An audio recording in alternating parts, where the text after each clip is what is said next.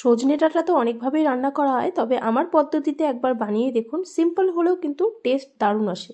তো শুরু করছি আমার আজকের রেসিপি। তো কড়াই বসিয়ে কড়াইতে দিয়ে দিচ্ছি পরিমাণ মতো সর্ষের তেল। সজনে ডাঁটার এই রেসিপিটা বানাতে আমি সজনের সাথে আরও কিছু সবজি নিয়েছি, যেমন আলু, বেগুন, টমেটো আর কয়েকটা চেরা কাঁচা লঙ্কা নিয়েছি। তো প্রথমে তেলটাকে ভালো করে গরম করে নিতে হবে। প্রথমে বেগুনটাকে ভেজে নেব। বেগুন দিয়ে দিচ্ছি। গ্যাসের ফ্লেমটা বাড়িয়ে বেগুনটাকে লাল করে ভেজে তুলে নেব। এই সময় লবণ হলুদটাও দিয়ে দেব। ছোটো হাফ চামচ লবণ দিয়ে দিচ্ছি আর সামান্য হলুদ দিয়ে দিচ্ছি।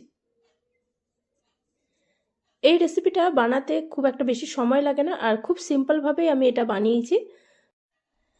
তো লবণ হলুদ দিয়ে ভালো করে নেড়ে চেড়ে বেগুনটাকে ভালো করে ভেজে নেব। বেগুনটা ভাজতে ভাজতে লাল লাল হয়ে গেছে এখন। এবার তুলে নিচ্ছি বেগুন। বেগুন তুলে নিয়ে ওই তেলেই আমি দিয়ে দিচ্ছি একটা শুকনো লঙ্কা ফোড়ন আর দিয়ে দিচ্ছি ছোটো হাফ চামচ সর্ষে ফোড়ন। সজনে ডাঁটা রান্নাতে আমরা কালো জিরে নয়তো পাঁচ ফোড়ন দিয়ে থাকি, কিন্তু সর্ষে ফোড়নটা দিলে কিন্তু টেস্টটা একটু অন্যরকম আসে, তাই আমি সর্ষে ফোড়নই দিলাম। সর্ষেটা একটু ফুটতে শুরু করলে তারপর এর মধ্যে দিয়ে দেব আলু, সজনে ডাঁটা, টমেটো আর চেরা কাঁচা লঙ্কা। তো সবজির মাপটা আমি বলছি না। টমেটো নিয়েছি এখানে একটা আর চেরা কাঁচা লঙ্কা দিয়ে দিচ্ছি 4টের মতো। তো সব দিয়ে একটু নেড়ে চেড়ে নেব এবার। আর এই সময় লবণ হলুদটাও দিয়ে দেব। দিয়ে দিচ্ছি ছোটো হাফ চামচ লবণ আর ছোটো হাফ চামচ হলুদ। লবণ হলুদ দিয়ে ভালো করে নেড়ে চেড়ে ঢাকা দিয়ে একদম গ্যাসের ফ্লেমটা কমিয়ে কিন্তু একটু ভাজা ভাজা করে নিতে হবে। আর মাঝের মধ্যে অবশ্যই ঢাকটা খুলে খুলে একটু নেড়ে চেড়ে নেব। আর এই সময় কিন্তু আমি জলের ব্যবহারটা করছি না। তেলের মধ্যেই সবজিটাকে আমি একটু ভাজা ভাজা করে নেব আর একটু নরমও হয়ে যাবে। গ্যাসের ফ্লেমটাকে একদম কমিয়ে রেখেছি, এবার ঢাকা দিয়ে দিচ্ছি।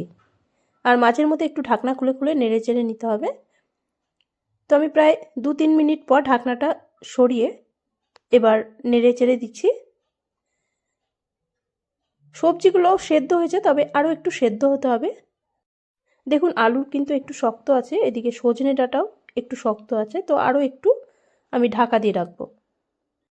এটা হতে থাক, ততক্ষণ এদিকে একটা ভাজা মশলাও বানিয়ে নেব। তো অন্যদিকে আমি একটা তড়কা প্যান বসিয়ে দিয়েছি।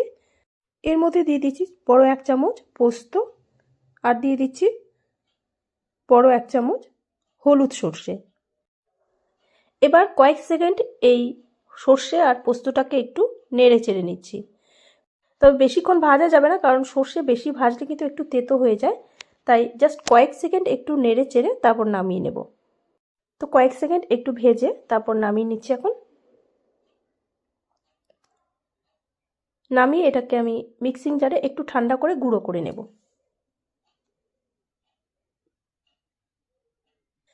তো এতক্ষণে সজনে ডাঁটা আর আলু সেদ্ধ হয়ে গেছে। একটু ঢাকনা খুলে দেখে নিচ্ছি। এখনো পর্যন্ত কিন্তু আমি একটুকু জলের ব্যবহার করিনি। এই তেলের মধ্যে সবজিটা ভাজা ভাজাও হয়ে গেছে দেখুন, আর সেদ্ধও হয়ে গেছে অনেকটা। তো যে মশলাটা আমি কিছুক্ষণ আগে ভেজে রেখেছিলাম সেটা একটু ঠান্ডা করে গুঁড়ো করে নিয়েছি। তো দিয়ে দিলাম। এবার ভেজে রাখা বেগুনটাও দিয়ে দিলাম। এখন একটু এর মধ্যে জল দিয়ে দেবো, তবে জলটাও কিন্তু খুব কম পরিমাণে দিচ্ছি, কারণ এই রান্নাটা একটু মাখা মাখা হবে। চাইলে আপনারা যদি একটু ঝোল ঝোল পছন্দ করেন একটু জলটা বেশি করেও দিতে পারেন।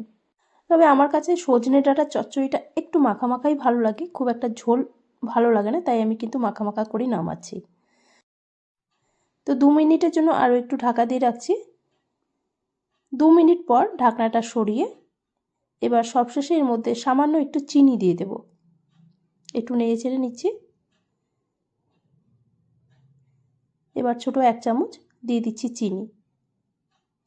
চিনিটা দিয়ে ভালো করে নেড়ে চেড়ে এবার গ্যাসটা অফ করে দেব। তো রেডি হয়ে গেল আমাদের এই সজনে ডাঁটার চচ্চড়ি। খুবই সিম্পল হলেও কিন্তু খেতে খুব ভালো হয়। একবার হলেও ট্রাই করে দেখুন, আশা করি আপনাদেরও ভালো লাগবে। আমার আজকের রেসিপি যদি ভালো লাগে অবশ্যই অনুরোধ করব লাইক, শেয়ার এবং সাবস্ক্রাইব করে নেওয়ার জন্য।